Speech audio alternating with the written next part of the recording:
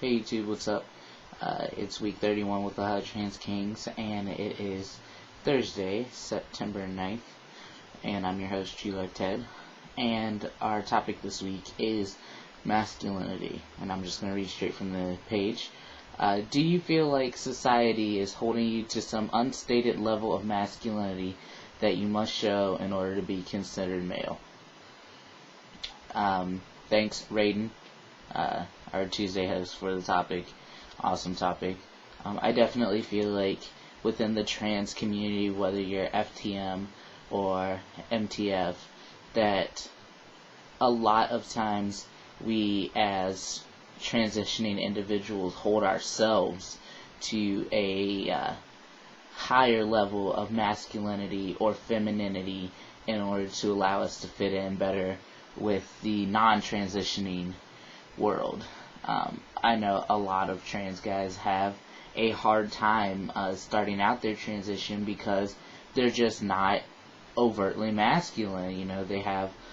They still have some effeminate ways to themselves, and either in the way that they carry themselves or they dress, and that's just who they are. They're just effeminate guys, which is totally cool because there are non-trans men who are effeminate, and that's just how they are. That's the way that they, act, behave, whatever.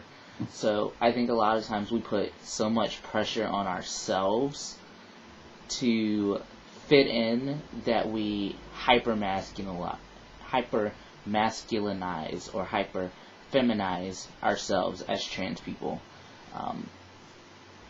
I think especially for trans guys in the beginning of your transition, especially if you're choosing to medically transition, physically transition with like hormones or surgery, there's so many women who have more masculine haircuts, or who I know of women who have really large breasts, and so they wear the tight sports bras, binders, etc., just to compress themselves a little more because they are so large.